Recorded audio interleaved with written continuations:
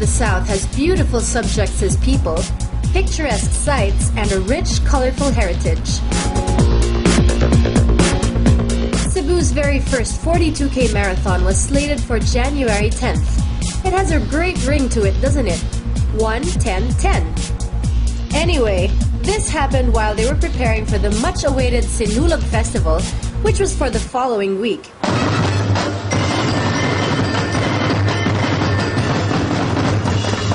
Sinulog means graceful dance. It symbolizes how Christianity came to the islands through the Santo Niño that was given by the Spaniards to Reina Juana. The celebration is so popular that preparations start weeks ahead. Runnerspeak was lucky enough to catch Sinulog sa Kabataan, the youth's version of the festivities.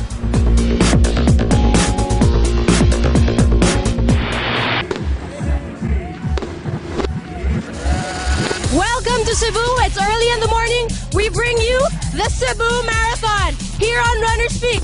The race is about to begin. I have my 42K bib. I'm going to bring you races as they happen. Here we go.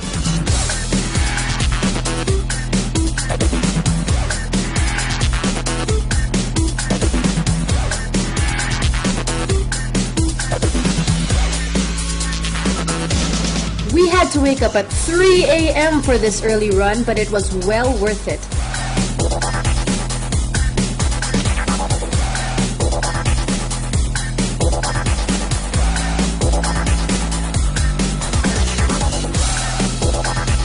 I wasn't supposed to run, but when they offered to give me a 42K bib so I could experience at least part of the race, I just couldn't pass that up. The 42K race started with fireworks, literally and figuratively. A Filipino blazed through to the head of the pack and pulled away from the Kenyans.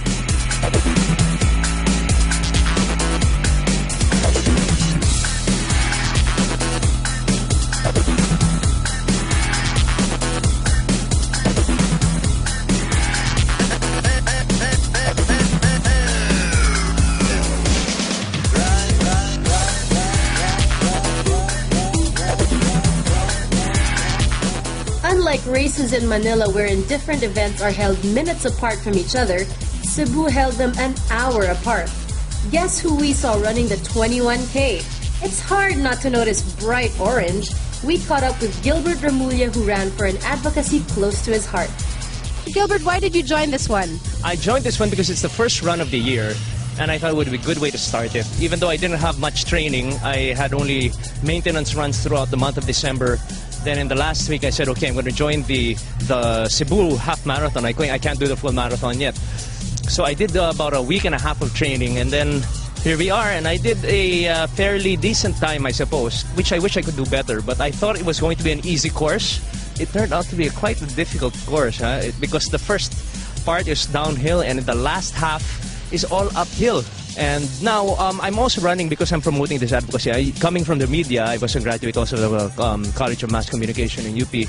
One of my advocacies, especially after the killings in Maguindanao, where 31 journalists were killed, we really have to tell the world that we have to stop killing journalists, because right now we are the #1 most dangerous place in the world for journalists. Any parting shots for the rest of the viewers and for people who also agree in your advocacy? I think everybody has to keep on running. No? That's the most important. If you're not running, start. And make sure that every step you take means something. We have to keep on running and moving towards a better place. Keep it here on Runnerspeak because the Kenyans are hot on our lead Pinoy's trail. Will they catch up? Fight! Guess who was ahead by the 30K mark? Yep, the Kenyans were warmed up by this time and were leading with a wide margin.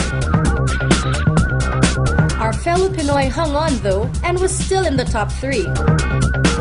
It's a close fight. Will our boy race ahead to victory, or will the crowd favorites bring home the bacon yet again? Well, your guess is as good as mine, but before we get to that, let's hear from race organizer John Paez. Well, just like in Manila, here in Cebu, running has really been very, very popular the past year or so. almost every Sunday we have a race. Some Sundays we have even 2 races. But most of these races are the 5 and 10K races. So this is the first time in Cebu that we've had the full 42K marathon. And I think it's just fitting because if you talk of Cebu, it's centrally located in the Philippines.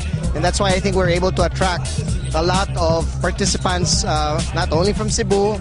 From Manila, we have about 200, but also from Mindanao and all over the Visayas. The Cebu Marathon has attracted stars and TV personalities. So can you tell us, aside from the ones we've already seen, who have been running in this marathon? Bloggers, we have the Bald Runner, we have Gino of Takbo.ph, Gilbert Remulla, Noy Hopson, who's the top Ironman finisher, Rio de la Cruz ran that. And of course, we had the privilege of hosting, I think, 8 Kenyans. I couldn't possibly finish the 42K, especially when I was given instructions that I had to be at the finish line before the Kenyans. Good luck! It's a good thing I went back when I did because I got to see the first 5K runners as they made their way through. The 21K racers also started coming in a little while after.